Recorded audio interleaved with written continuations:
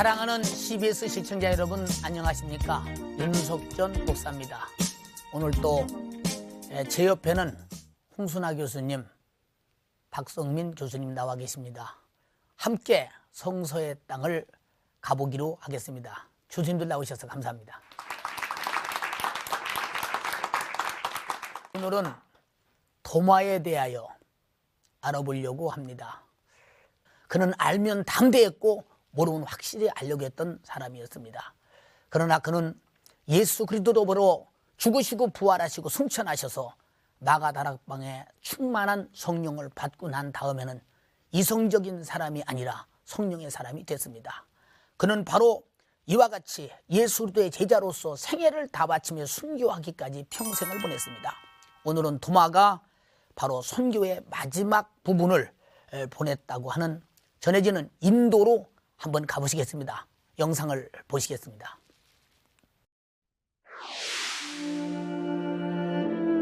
히말라야 산맥 이남의 인도 공화국은 세계에서 가장 문화가 발달한 불교 국가인데 도마는 이곳에 와서 복음의 흔적들을 남겨놓았다.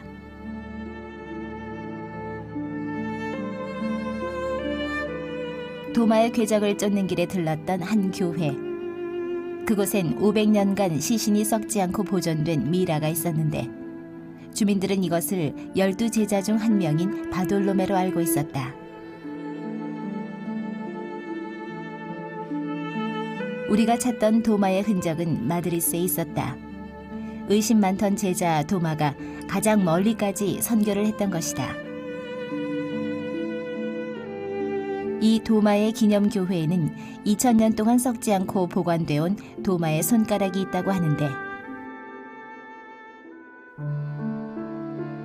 전해지는 이야기로는 도마는 이 동굴에 숨어서 기도 생활을 했다고 한다. 성공적 전도 탓에 도마는 토착 종교 브라만 승려들에게 미움을 샀고 그들은 도마를 죽이려 했다. 도마는 이 동굴로 피신해 하나님께 간절히 기도했는데 당시 그가 올렸던 뜨거운 기도는 바위에 이렇게 자국을 남겨놓았다고 한다.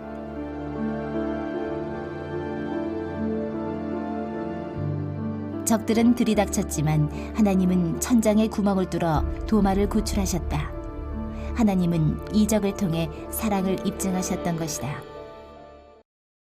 홍 교수님, 그 도마가 인도로 갈 때 당시 인도는 어떤 나라였는지 그때의 상황을 좀 설명해 주시겠어요?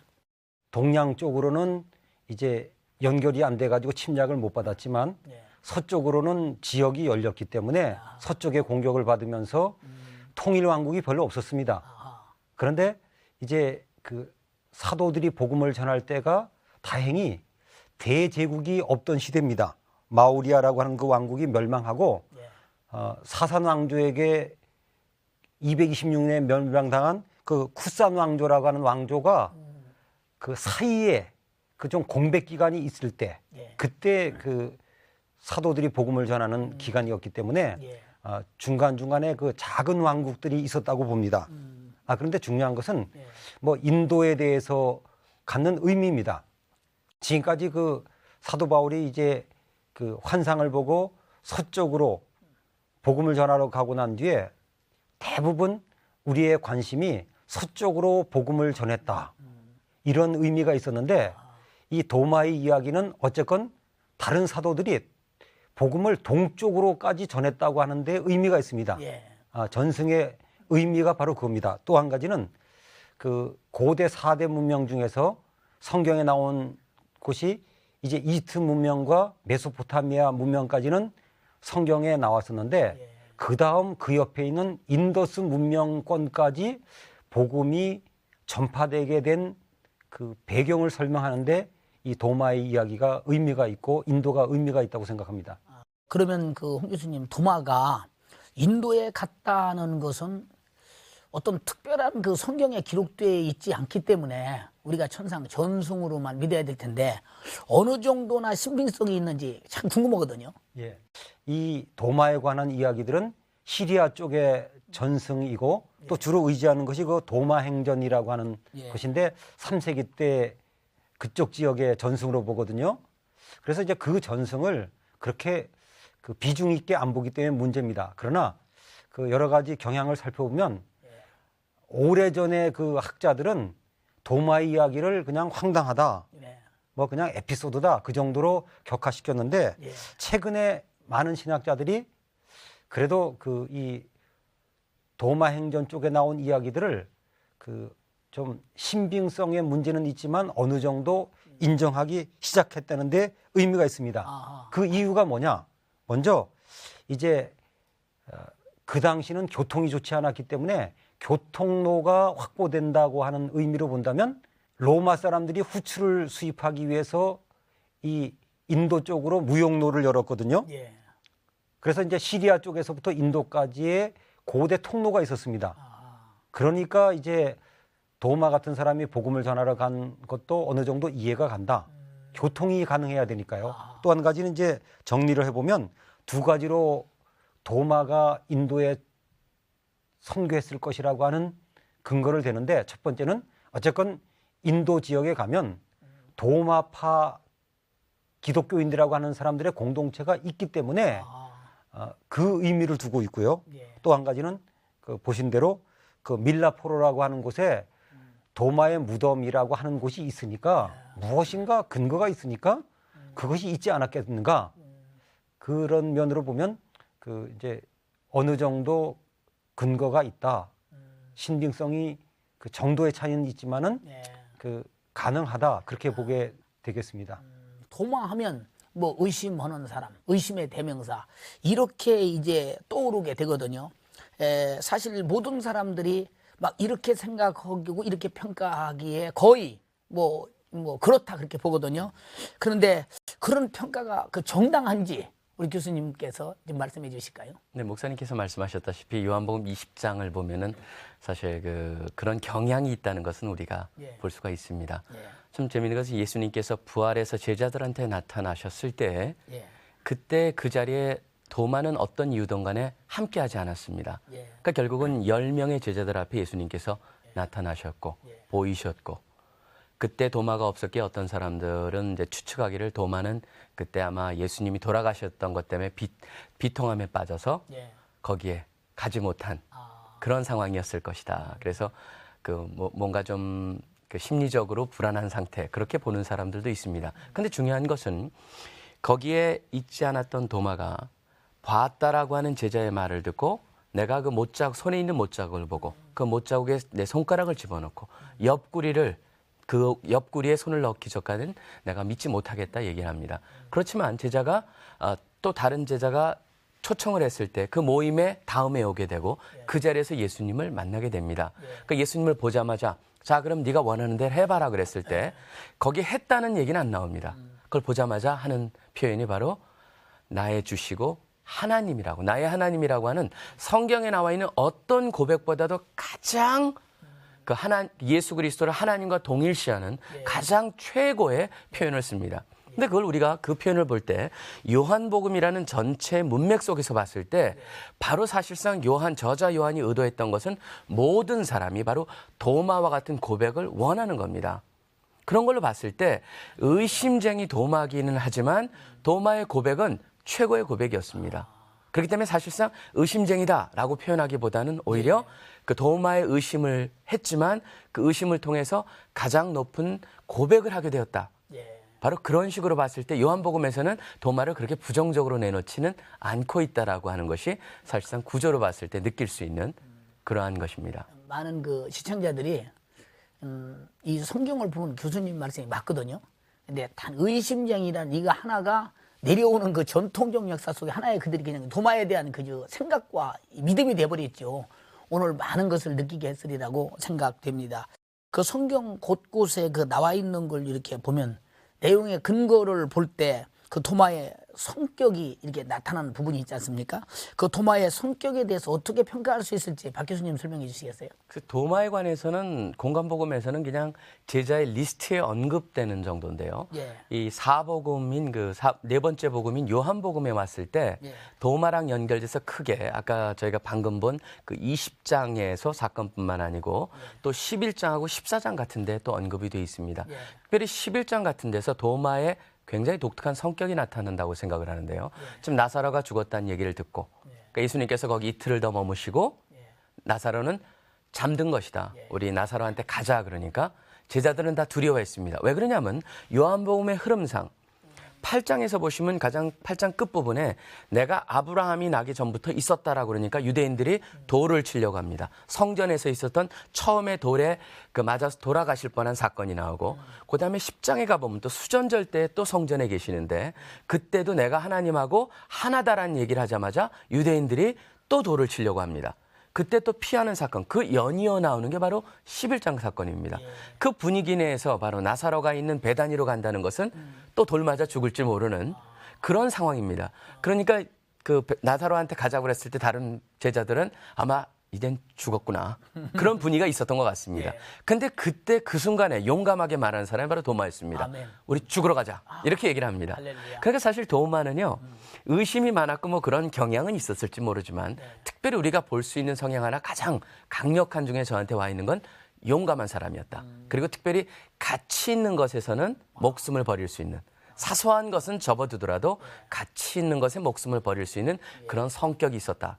그런 것을 또 한 가지 얘기할 수가 있을 것 같습니다. 현재 그 인도에는 도마의 그 기념비가 있거든요. 그 자리에서 그 도마가 순교했다 이렇게 전해지고 있는데요. 우리가 영상으로 한번 그곳을 가보시겠습니다.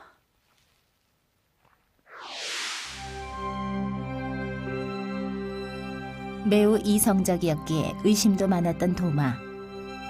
그가 동굴에서 기도 중에 적들의 창에 맞아 흘린 피는 이렇게 바위를 가르고 흐르는 개울을 만들었다고 전해지는데 인도의 그리스도인들은 이것을 성스러운 물로 여기고 있다.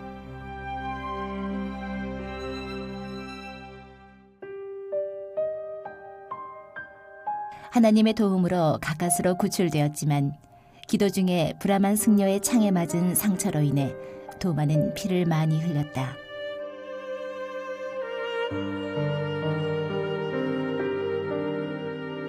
도마는 부상을 당한 채 이 언덕에 올랐다. 자신이 키운 제자들을 만나기 위해 그는 마지막 힘을 쏟았던 것이다. 그리고 지금은 도마산이라고 불리는 이곳에 도착했다. 그러나 그때는 이미 생명이 다한 상태였는데 예수님의 명령으로 땅끝 인도로 왔던 도마의 선교 인생은 그렇게 마감되었다고 한다. 그렇게도 알고 싶어 했던 예수님의 길, 그 길을 도마는 완주했던 것이다. 도마가 가로되 주여 어디로 가시는지 우리가 알지 못하거늘 그 길을 어찌 알겠삼나이까. 예수께서 가라사대 내가 곧 길이요 진리요 생명이니 나로 말미암지 않고는 아버지께로 올 자가 없느니라. 너희가 나를 알았더면 내 아버지도 알았으리로다. 이제부터는 너희가 그를 알았고 또 보았느니라. 박 교수님 지금 방금 그 화면을 우리가 봤거든요. 사실 화면을 보면 화면에서도 그 언급된 내용이지만 전승에 의하면 도마 사도가 인도에서 순교했다는 설이 지금 대체적으로 다 그렇게 알고 있지 않습니까? 박 교수님은 도마와 인도 교회는 어떤 연관성이 있는지 좀 설명해 주시겠어요? 지금 도마에 관한 여러 가지 얘기들을 쫓아가 보면 도마가 바벨론에도 복음을 전했고 나중에 궁극적으로 인도에 가가지고 인도에서 순교했다 그렇게 돼 있습니다. 인도에서 교회를 많이 세웠고 인도가 힌두 교회였는데 그 가운데서 교회를 세웠기에 미움의 대상이었고 그래서 순교에도 보면 다양한 전승이 있습니다. 어떤 사람은 어떤 한 일설에 의하면은 천민들에 의해서 죽임을 당했다라는 얘기도 있고 어떤 때는 어디가 보면은 돌에 맞아가지고 죽어가는 것을 갖다가 브라만 승려가 와가지고 바로 창으로 죽였다라고 하는 그런 얘기도 있고 또 가장 이제 많이 알려진 것은 동굴에서 기도를 하는데 그것을 갖다가 브라만 승려들이 창을 던져서 죽게 했다라고 하는 그런 얘기들이 있습니다. 사실 근데 저희가 알 수 있는 것은 인도의 도마라고 하는 이름이 알려져 있는데 그 중에 보면 이것이 사도 도마라는 얘기가 있고 또 하나는 네스토리안 그러니까 5세기 중반부인데요. 네스토리안 선교사였던 도마라고 하는 사람이 또 있었다고 합니다. 그렇기 때문에 동명이인일 수도 있다. 그래서 이것을 사도 도마인지 아니면은 네스토리안 도마인지 거기에 대해서는 약간의 분분한 의견이 있다. 그렇게 말씀드릴 수 있을 것 같습니다. 요한복음 21장을 보면 그 디베레아 바다에서 고기잡이였던 그 6명의 제자들과 그 도마가 같이 있었지 않습니까? 그런데 도마 행전이라는 것은 성경이 아니고 도마에 대해서 기록한 그 책을 보면 인도로 갈 때 도마는 그 몫으로 갔다고 하거든요. 근데 그 도마의 실제 직업은 무엇인지 우리가 추측할 수 있는지 궁금하거든요. 홍 교수님이 좀 대답해 주시겠어요? 문서의 신빙성을 논하기 이전에 무엇인가 있어야 되는데 어쨌건 이 도마에 관한 이야기는 이 도마 행전이 있기 때문에 그 내용을 이야기할 수밖에 없습니다. 그래서 여기에 보면 몫이었을 것이라고 얘기가 합니다. 대개 도마 행전에 나온 이야기는 그렇습니다.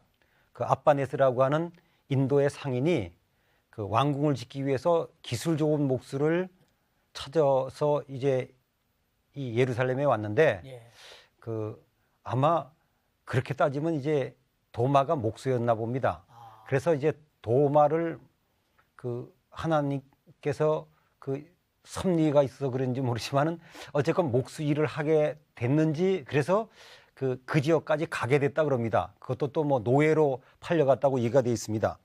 그래서 이제 그 지역에 가서 왕궁 짓는 일을 시작하게 했다가 어떤 특수한 기적적인 일이 일어났다. 그래서 많은 분들이 이 얘기를 듣고 참 상상이다. 너무 이야기들이 좀 황당하기도 하고 쉽게 받을 수가 없는 거니까요. 그렇게 일축해버린 경향이 있었는데 군다프로스라고 하는 그 왕이 그 당시에 존재했었는지를 밝히는 동전 하나가 나왔다 그럽니다. 그래서 1세기 때 그 인도 지역에 실제로 그런 왕이 있었다 그럽니다. 물론 헬라어로 되어 있는데 힌도페레스라고 하는 왕이 있었던 그 동전이 나왔기 때문에 그 발견 이후로 사람들이 도마 이야기가 단순히 상상에서 나온 이야기가 아니고 어떤 근거가 있을 수도 있겠다. 지금 그렇게 보는 경향이 있습니다. 예. 박 교수님 요한복음 14장을 보면 예수께서 제자들에게 말씀을 나눌 때 도마가 주여 어디로 가시는지 우리가 어떻게 그 길을 알겠습니까? 우리는 도마의 이와 같은 질문을 통해서 발견할 수 있는 것이 있다면 무엇일까요? 글쎄 도마가 굉장히 의심하는 그런 성격이 있다라고 일반적으로 알려진 것에 의심하는 사람이 질문도 많을 것이다라고 또 생각할 수가 있을 겁니다. 근데 14장의 질문을 우리가 도마의 질문을 생각할 때 어떠한 상황 속에서 그 질문이 던져졌나도 자세히 본다면은 그 질문의 의도를 더 잘 이해할 수가 있을 겁니다. 사실 13장에서 보시면 예수님께서 세족식도 끝나고 그다음에 세상을 떠나야 될 것을 얘기했었고 그다음에 베드로를 향해서 베드로가 내가 죽어도 부인하지 않겠다 그러니까 네가 닭이 울기 전에 나를 3번 부인하리라. 그런 얘기가 바로 13장 가장 끝부분입니다. 14장에 딱 열자마자 14장부터 시작하는 게 내가 너희들을 위해서 처소를 예비하러 가고 내가 그곳에 가는데 너희가 그 길을 알리라. 그렇게 얘기를 하니까 그때 그 분위기 속에서는 가장 제자들의 우두머리라고 할 수 있는 거기에 대장격인 베드로가 부인한다고 하는 그런 침울하고 주인이 떠나시고 선생님이 떠나시고 그런 가운데 두려움 누구도 무슨 얘기를 할 수 없고 그 얘기를 저는 다른 제자들도 전혀 이해 못했을 거라고 생각합니다. 그 분위기 속에서. 근데 도마는 용감하게 우리가 그 길을 어떻게 합니까? 솔직하게 얘기를 합니다. 도마는 제가 보기에는 질문하는 사람이었습니다. 의심하기 위해서 질문하는 것이 아니고 오히려 알고자 하는 마음이 있었죠. 그렇기 때문에 예수님께서 너무 멋진 말을 하십니다. 내가 길이요 진리요 생명이라고 말씀을 하십니다. 사실은 많은 경우에 많은 사람들이 아는 척하고 넘어가는 경우가 있습니다. 도마는 결코 아는 척하지 않습니다. 여기서 보면 용감하게 자기가 모르는 것을 드러내고 그 답을 찾고자 했고 그 때문에 사실 우리도 그러한 모습으로 하나님께 다가가는 것 하나님한테 질문이 없고 목사님한테 질문이 없다는 건 어떻게 보면 별 관심이 없다고도 볼 수가 있습니다. 도마는 철저하게 질문 있는 것을 캐내는 그런 용기 있는 사람이었다고 좀 그렇게 생각합니다. 확실한 신념을 주는 좋은 그 시간인 것 같습니다. 홍 교수님, 그 사도 도마는 그 인도 외에 또 다른 지역에서 선교를 했던 것으로 그 전승에 전해지는지 궁금하거든요. 전승을 보면 먼저 이제 바벨론에 가서 복음을 전했다 그럽니다. 바벨론은 이제 지금 이라크 지역인데 그 아수르 제국의 수도였죠. 예. 그 바벨론 지역까지 갔고 그다음 거기서 조금 더 동진을 하면은 카스피해 아래쪽에 이제 그 당시는 파르티아 왕국이라고 있었습니다. 예. 잘 안 알려진 왕국인데 이제 요즘 그 인도권이죠. 예. 그러니까 이란과 인도 그 사이에 있던 그 왕국까지 가서 복음을 전했다고 보는데 그 이유가 또 있습니다. 왜냐하면 그 안디옥에서부터 이 인도까지 가던 고대 그 무역로가 있었거든요. 그래서 그 무역로를 따라가지 않았는가. 그다음 이제 당연히 이제 인도도 왔었죠. 그런데 여러 가지 그 전승을 보면 분명한 것은 1세기 경에 이 지역에 기독교 공동체들이 있었답니다. 그래서 도마가 복음을 전했는지 누가 전했는지 모르지만 분명히 하나님의 사람들이 지금의 그 인도 영역까지 복음을 전한 흔적이 어느 정도 있다고 봅니다. 어쨌건 인도도 마찬가지입니다. 세 가지 설인데요. 첫 번째 설은 북부에는 반드시 복음을 전했다. 남쪽은 모르겠다. 두 번째는 이제 북부는 확실히 복음을 전했고 남부는 좀 고려해 봐야 된다. 세 번째는 북쪽에는 반드시 복음을 전했고 남쪽은 때도 틀림없이 복음을 전했을 것이다. 이 지역이 넓으니까 그렇게 볼 수 있겠습니다. 교수님들의 말씀을 이렇게 들으면서 도마에 대한 인식이 달라지고 인식이 달라지면서 도마만 공부한 것이 아니라 자기 자신을 발견하고 자기에 대한 공부도 많이 했으리라고 생각됩니다. 그래서 잠재된 자기의 큰 장점을 도마처럼 끄집어내서 살려서 하나님이 쓰시는 큰 사람이 됐으면 하는 소망이 아마 각자에게 일어났을 것입니다. 저도 사실 그런 감동이 많이 왔거든요. 우리 두 교수님의 말씀을 들으면서 또 많은 시청자들 쪽에서는 내가 이런 질문 좀 한번 했으면 하는 그 아쉬움이 있을 것입니다. 그들을 그 대신해서 우리 방청객들 중에서 질문을 받겠습니다. 질문해 주시기 바랍니다. 박 교수님께 여쭤보겠습니다. 도마행전에는 도마를 어떻게 소개하고 있고 또 그것을 어떻게 평가할 수 있는지가 궁금합니다. 그 도마 행전과 같은 성경 외의 다른 책을 볼 때 항상 봐야 될 것은 거기 아마 사실도 어느 정도는 섞여 있고 또 그 사실에 더해진 얘기들이 있을 것이다. 그렇게 추정하는 게 저는 안전하다고 생각을 합니다. 한 일례를 들자면 도마에 관해서 그 요한복음 21장 2절에 보면은 디두모라 하는 도마다 고 그렇게 부르고 있습니다. 그 도마는 히브리어고 디두모는 헬라어로 쌍둥이라고 그렇게 해석이 되는데요. 근데 도마 행전에 보면 도마를 뭐라고 그러냐면 그 예수님의 쌍둥이였다. 이름은 유다였다. 그렇게 얘기를 하고 있습니다. 사실 그런 것들은 근거가 없다. 그래서 아까 말씀드렸다시피 어느 정도는 거기 아마 사실도 있을 수 있지만 우리가 선별해서 잘 읽어야 될 책이라고 그렇게 결론을 내릴 수 있습니다. 네, 저는 홍 교수님께 질문하겠습니다. 지금 현재 인도에 있는 기독교 성지들은 어느 곳들이 있는지 궁금합니다. 성지의 땅을 가다기 때문에 좀 꼬집고 지나갈 일이 있는데 성지라고 하는 것은 그 거룩한 땅, 예수님이 역사하신 땅, 그리고 성경의 땅인데 그런 의미에서 보면 인도는 성지라는 말보다는 기독교 유적지 그렇게 붙이면 정확할 것 같습니다. 그래서 요즘 너무 성지라는 말을 뭐 우리나라에서도 막 붙이는데 이것은 조금 고려 사항이 아닌가. 그런 관점에서 보면 역시 인도에는 그 도마와 관계된 그 유적지 밖에는 없고요. 또 이제 그 예루살렘이 멸망하고 나서 그 이스라엘 사람들이 그곳으로 가서 코헨이라고 하는 곳에서 오랫동안 있었습니다. 그것이 이제 우리 성경과 연관된 또 하나의 유적지 그렇게 소개할 수 있겠습니다. 두 교수님의 그 말씀, 설명 많은 은혜가 됐습니다. 저도 오늘 참 오늘 이렇게 대담하면서 이런 대담이 자주 좀 많이 있었으면 좋겠다는 생각 속에서 기대가 됩니다. 오늘 두 분 감사합니다. 시청자 여러분, 여러분 속에 어떤 좋은 장점이 있습니까? 잠재해 두지 마시고 주님 앞에 나와서 마음껏 도마처럼 사용당해서 바로 오늘 이 시대에 그리스도의 복음의 증거자가 되어 한 페이지를 장식하는 역사를 남기는 훌륭한 인물들이 되기를 바랍니다. 진심으로 감사합니다. 다음 시간에 또 뵙겠습니다.